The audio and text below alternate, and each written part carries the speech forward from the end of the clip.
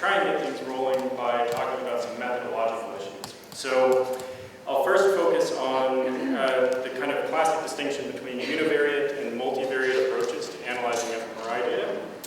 And then I'd like to spend a little bit of time talking about kind of a newer distinction that's emerging in the field, and that is the distinction between what we call decoding models and encoding models, and how they relate, again, to figuring out whether or not there's information encoded in patterns of activation, and then trying to take the next step and build models about how that information is actually changing as a function of either task demands or stimulus characteristics.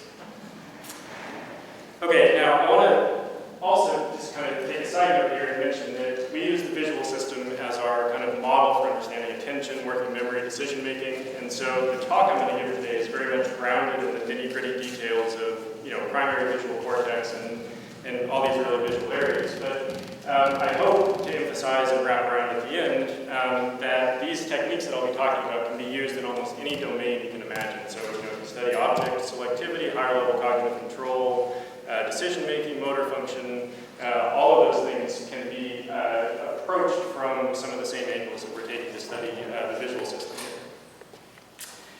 Okay, so I'm sure all of you are familiar with the classic univariate approach to analyzing fMRI data. And basically the way this works, and has worked for the last 20-odd years here, is that you treat each voxel in the brain, so each of the 50 to 70,000 or so voxels in the brain, as independent entities. And you do something like a t-test on every voxel to find voxels that are greater in condition A than condition B. Okay, and then you usually do some kind of second level thresholding here where you might find clusters of activated voxels that all go up and down together as task demands change or stimulus changes, etc.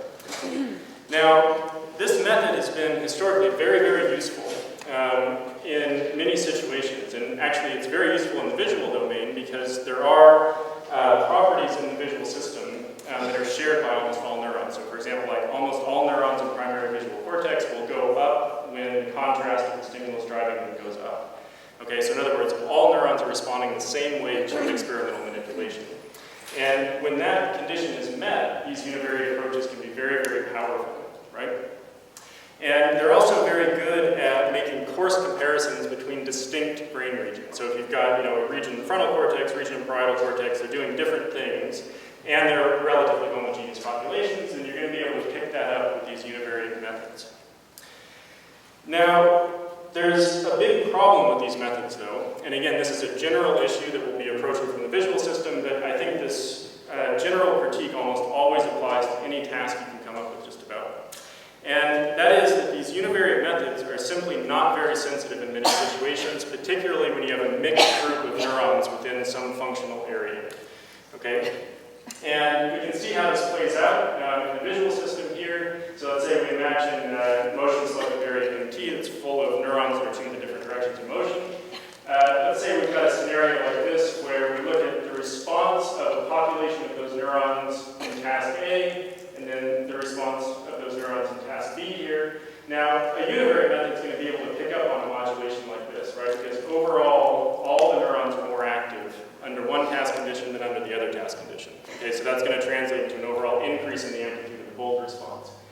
Now, we know from single unit physiology, though, that things are often a lot more subtle than that. So, for example, in this scenario here, you've got some subset of the neurons increasing their activity, another subset that are actually being suppressed, and the net overall change in firing rate across all of these neurons is basically zero, right? So in other words, the excitation offsets the inhibition, and a univariate metric, just of the average mean amplitude across that entire set of neurons, would not reveal any type of modulation, even though the task is having a profound modulatory impact on the underlying neural responses. Okay, so this is the kind of situation where these univariate methods are just not going to pick up on changes, even though changes are happening at the underlying neural level. Okay, so in the visual domain again, we have many examples now, dating back about 7-8 years, in which people have exploited small changes in the feature selectivity of individual voxels and been able to make inferences about how neural populations are modulated by task demands, even in the absence of univariate, or rather just raw changes in the amplitude of the bold signal. Okay, so in this case here, what I'm showing you is an optical imaging map of colored blobs here is meant to represent columns of orientation selective neurons. So for each color here, there's a slight change in the orientation preference of those neurons. Now, of course, we're sampling this with a much coarser spatial topography, right? So we've got these big 3 by 3 millimeter voxels here, and we're kind of laying that grid down on top of primary visual cortex. Okay, so each voxel is going to be made up of a mixture of many, many different neural populations. Now, as a result of our sampling, though, we're going to end up, just by chance, that some voxels are going to have slightly more of one neural population than another. Okay, so let's say this voxel over here might have slightly more neurons that prefer vertical orientations than horizontal orientations here, and it will have a slight but very systematic bias in the way that it responds as we change the stimulus across time.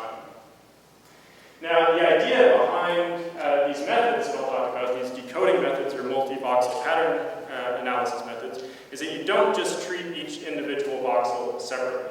Okay, so we don't just look at the activation here, and so on. Rather, what we're going to do is aggregate the information across the entire spatial pattern in primary visual cortex or whatever area you're interested in, and we're going to try and make inferences about how that pattern changes systematically as a function of task demands. Okay, so just to kind of give you an illustration of what this looks like, let's say we've got a bunch of voxels in V1, and each one has a weak orientation preference, for different stimulus angles here. So if we present a horizontal stimulus, we're going to get an increase in the activation of some of these voxels, a decrease in the activation of some others. And if we change the stimulus, then that spatial activation profile is going to change as well, right? So we're going to get a different pattern of activation across all of these voxels here. And the basic idea here, then, is that we can train algorithms to recognize the patterns that are characteristic of a particular, cognitive state, task, stimulus, and so on. So basically, the way all these methods work, there's hundreds, if not thousands, of different ways to do this. But the basic approach here is that you take your data, and let's say in this example here, we have two conditions, A and B, and we have 8 scans worth of data from the subject. Okay, so what we would do in a case like this is do something called a hold one out or leave one out procedure, where we take data from, let's say, 7 of the 8 scans, we train an algorithm to recognize the mean image for condition A, the mean image for condition B here, and then we can take some test image from the held out scan that the model's never seen before, and we can just ask, is this image here more similar to this one, or is it more similar to this one? And then based on that similarity comparison, the model's going to make a guess as to what the subject is doing on this particular trial. Okay, and then the result of this technique is a classification accuracy. So basically the model's going to be, X% correct in making that comparison, and we can use that to make inferences about what types of information are being encoded in that spatial activation pattern. Okay, so I want to walk through a case study of this, and I hope this illustrates why I think this approach has a lot of utility above and beyond these univariate methods that we've been using classically. So in this case study, some colleagues from the University of Oregon and I were interested in something called the sensory recruitment hypothesis of working memory. And this is basically the idea that when you remember something, like let's say you're remembering visual details in the environment, you're actually recruiting the same sets of sensory neurons that you would normally use to see those items in the first place. And you're just kind of holding that pattern of sensory activity online across the delay period. Okay, now this model makes a very clear prediction, right? That delay period activity, so that is activity after the stimulus has gone away, that's just related to memory, should closely mirror activity during a sensory event, the same stimulus presented in the visual field. So, in order to test this, we looked at activity patterns in area V1, primary visual cortex, and we're going to show subjects different orientations, have them remember those different orientations, and then see if we can figure out what they're remembering during a delay period in a working memory task.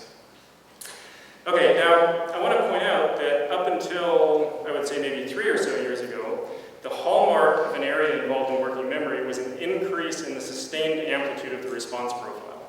Okay, so this is just one example of, probably hundreds, coming from the fusiform face area and ventral temporal cortex, in which the authors show increased activation. So this is, just the mean activation across this area when the subjects are remembering faces compared to when they're remembering houses. And this is the delay period here. You can see that the activation is sustained across that delay period.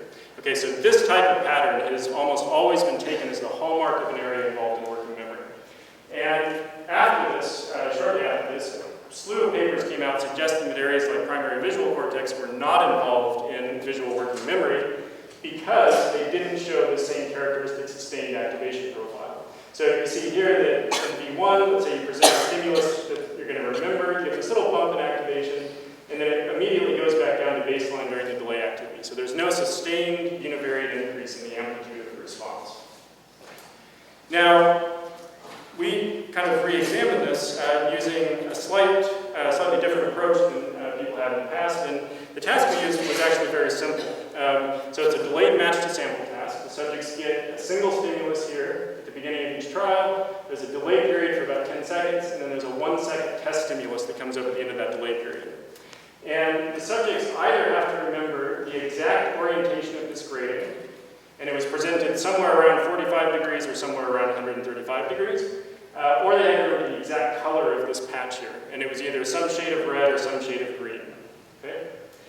And what we wanted to ask is, can we use the activation patterns in primary visual cortex to predict or to infer exactly what feature the subject was remembering? Were they remembering 45 or 135, or were they remembering red or green?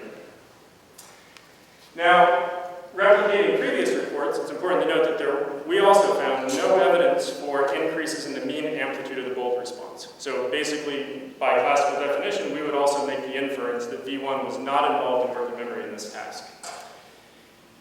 However, we know from single unit physiology, again, kind of harkening back to the slide I showed you a bit ago, that things are a bit more complex than that. Not everything goes up together in these areas, and not everything is suppressed together, right? So we know that in areas like V1, when you attend to an orientation, not necessarily remember it, but when you attend to an orientation, you're going to get an increase in the gain of cells that are tuned to that orientation, and you're going to actually suppress the gain of cells that are tuned away from that orientation. Okay, now if you get that type of a pattern when you're remembering orientation, there is going to be no net increase in the amplitude of the bulb response, right? It's going to drop back down to baseline immediately. However, there's still information being encoded about the remembered item. It's just not going to translate into a net change in the amplitude of the bulb response. Okay, so we use these multivoxel pattern classification techniques. Again, we're going to be looking at the entire aggregate spatial pattern of activation changes during the delay period. And when we do that, what we see is that we can classify, or we can guess, what orientation the subject is remembering when they're told to remember the orientation. And we fail to be able to recover the orientation of the stimulus when they're told to remember the color of the stimulus instead of the orientation. So what we're seeing here is a selective effect that's related to the memory representation that the subject's holding online. And we're only able to recover this effect by looking at, again, the aggregate pattern of activation, not just the mean amplitude changes across the delay period. Okay, so, kind of on an empirical level, this suggests that feature-selective activation patterns do support memory in areas like primary visual cortex. The same areas, again, that encode sensory information are recruited during maintenance. We have some other evidence for that as well that I didn't show. But the main methodological point I want to make, again, just to emphasize, is that this happens in the absence of sustained amplitude changes. So there is no amplitude change, but we can still pull information back out of the spatial activation patterns. Okay, so MVPA, again, has been going on for something like last 7 years or so, and it's been very, very powerful in overcoming a lot of the obstacles that have traditionally faced neuroimaging and finding various hotspots in the brain where neural populations are all doing the same thing. It can tell us that there is information in an activation pattern independent of changes in the amplitude. But the major limitation that we're faced with now is that we know, for example, there is some information being encoded in an area, but MVPA methods do not tell us how underlying neural populations are changing with our task domains. So we know they are changing, we don't know how they're changing. Okay? Now, to my mind, this is a big limitation. So, it's an important advance over the univariate methods, but it's also a big limitation because, of course, in order to test any kind of formal theories, you want to know exactly how the neural populations are changing as a function of your stimulus, your task, cognitive state of the subject, and so on. Okay, so that distinction brings us to, that question rather brings us to the next distinction I wanted to draw. So, we talked about multivariate methods versus univariate methods.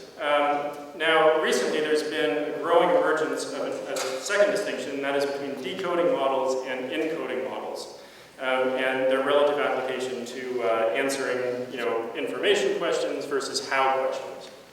Now, decoding models, like the MVPA approach I just talked about, the goal there is to infer a stimulus label based on activation patterns. So you get an activation pattern, a machine learning algorithm has been trained to categorize that pattern, and it slaps a label on it. It says, if that was a 45-degree stimulus, that was a 135-degree stimulus. Okay, now in contrast to that, encoding models kind of flip that approach on its head. So these are models of neural information processing, and they proceed from the stimulus to the presumed neural response or neural mechanisms that are generating the bulk response, and then they try and predict response patterns that you actually measure using fMRI. Okay, so these models are basically going to allow us to be very precise about how we think that whole transformation is being carried out. Okay, now I'd like to point out, and I'll hit on this at the end, that we're often wrong in these models, and that's the big danger here. But at least for some limited cases so far, and exploratory cases in the future, which again I'll touch on at the end, these can be very, very powerful methods, and to the extent that they work, they can allow you to make very precise inferences about how underlying neural populations are changing. Okay, so before I dive into the kind of slightly more complex encoding models that people have been working with more recently, I'd just like to point out that almost every analysis that anyone in this room has ever done is an example of an encoding model. So, we can think of the classic face versus house studies, FFA, PPA studies. All you're doing there, right, is you've got some measured time series in each voxel. You build a model of how you think a voxel should respond if it's selected for houses, let's say. And so this just gives you a regressor, and you're going to use this regressor to try and predict this response profile here, right? And we do this, using the general linear model framework here. So, we've got a predicted response here is a weighted version of this response vector plus some error. And that's going to find all the voxels in the brain where activation levels are correlated with your regressor that you put into the model, right? So that's just an example of a very simple encoding model. Now, recently there's been a lot of work, again, in the visual domain primarily, using more neurally based models, I guess you could say. So in primary visual cortex, for example, we know that neurons are generally selected for the orientation of a stimulus in the field, right? And so instead of building a regressor corresponding to how we think, a voxel should respond to houses, we build models based on these underlying neural tuning profiles. So for example, this is just a series of Gaussian-like tuning functions that we might see in simple cells in V1. And we have a bank of these filters. And we're going to use these as our regressors to try and account for changes in the bulk activation profile across areas of V1. Okay? Now, the way this works, it's again a two-part procedure, just like the multivoxel pattern analysis thing I told you about a minute ago, where we split the data into what we call training sets and test sets, or just two independent halves. We're going to use part of the data to compute how much each orientation selective neural population, or channel is what we refer to them. It's kind of a psychophysics term, but for some reason it sticks in this case. How much each one of these orientation selective neural populations contributes to the response of each voxel. Okay, so again, these are meant to mimic orientation selective neural populations or stand in for, and we're just going to ask how much do you have to scale each one of these different responses to best account for the response in a given voxel in V1. Okay, so we get, let's say for this voxel it responds a lot to vertical, a fair amount to horizontal, not so much these oblique angles and so on. Each voxel is going to have its own pattern depending on its underlying neural makeup. But anyway, the first step is just to estimate those responses in each voxel separately. So again, this is actually a univariate step. It's no different than finding, house or face selective voxels and so on. It's exactly the same thing that we always do. Now, in the second half of the data, what we're going to do is take the pattern of bolt signals across all the voxels in a visual area, like V1, and we're going to look at that pattern. We know the weights on each voxel, so we know how selective each voxel is to each one of those orientations based on the first step, right? And given these two pieces of information, we can reconstruct the channel response profile that best links the weights and the observed activation pattern. Okay, so for example, if a voxel is really active and it happens to prefer vertical stimuli, then you can kind of think of that as a vote in favor of a vertical stimulus being present in the visual field. Okay, but anyway, we're going to be able to reconstruct those channel response profiles, or the population response profile across a bunch of orientation-selected neurons. And then we can look at the shape of these and determine how they change as a function of task demands or changes in the stimulus and so on. Now, we usually do this, I've been showing you these 4-point tuning functions here. We usually do this using 9, 10, sometimes more orientations, and so we can get a nice smooth curve out of it. But the important or kind of take-home method here, or point here, is that first off, this is a multivariate computation. So again, we're taking into account the entire activation profile across all the voxels in V1 to constrain our estimate of the channel response profile. And second, this is a neurally based model that allows us to build up to getting an estimate of this population tuning profile. And again, that's going to let us look at questions about how things change as a function of task demands, for example, and not just assess whether or not they changed, which is all we can do with the MVPA approach. Okay, so I want to walk through another quick example of this, again, going back to the working memory domain. And the task we used here is almost identical to the first task I showed you, except it's kind of reduced down in its simplicity. So in this case, subjects just get a single sample stimulus here, presented for 1 second. You've got to remember the orientation of that grading. It goes away for 12 seconds, and then a probe or a test item comes on the screen. And in this case, the subject's task is to rotate that test item until it best matches the remembered orientation of the sample. Okay, so it's a recall task as opposed to a kind of a delayed match to sample task like we did in the first experiment. Now, the reason we did that is that doing the full recall task allows us to get an estimate of the memory precision on an individual subject level. Right, so we can just look at the distribution of the response errors in each subject. We can compute something like the standard deviation of that distribution, and that gives us a metric telling us how precise the memory of that individual subject was for the sample orientation. Now, we can also, in each subject, measure the precision of the neural representation in primary visual cortex for orientation. So this is an example of these reconstructed channel tuning profiles from primary visual cortex, and by convention here, 0 is always the remembered orientation. So it's the orientation of the sample item that the subject's supposed to hold in mind. Now we can quantify this in a similar way. We can quantify the bandwidth of this representation. So you can imagine a big bandwidth would be a flat response profile, not very much selectivity in that subject. We can also look at the amplitude changes, baseline shifts, and so on. And when we do this, what we find is that subjects who had poor memory, so low precision memory, high recall error here, also had relatively flat orientation selective tuning profiles in primary visual cortex. So in other words, less precise neural representations of orientation translated to, or correlated with rather, increase in the mean recall error of that subject. Okay, so what this allows us to do then is to make a statement about how neural modulations were related to changes in, actually in this case, individual differences in memory precision, right? So we can, make the link that precision of recall was correlated with the precision of the underlying neural representation that presumably helps to facilitate remembering that item in the first place. And again, from a methodological point of view, what I want to highlight here is that, just kind of making the whole link, univariate approaches, basically show nothing in V1. Multivariate pattern classification analyses or decoding models tell us that there is information about a remembered item in V1, but not how it's related to behavior, for example, or how it's changing. And then by using these encoding models and kind of going the other way around, we can actually provide some information about how these modulations are actually related to behavior in this case. Okay, so a couple of points that I want to stress, and I've hit on these several times, but I really want to stress that univariate measures have very limited utility in my view. So they're going to work really well when you're dealing with a completely homogeneous population of neurons in a given region that all kind of go up and down together. You're going to be sensitive to that, you're going to find those types of activations. You're going to be blind if, let's say, half the neurons go up and half the neurons go down. And based on single unit physiology, at least in the visual system, we know that that's not an uncommon occurrence. Decoding models, or MVPA approaches, again, are very, very sensitive. They're more sensitive than the univariate approaches because they can extract information even in the cases where half the voxels are doing one thing and half are doing the other. But they don't tell you about how neural populations are modulated. So they're not really giving you the depth of information that you might need to test formal theories of how neural modulations translate into behavior. And then encoding models can be used to make more precise inferences about the underlying neural modulations.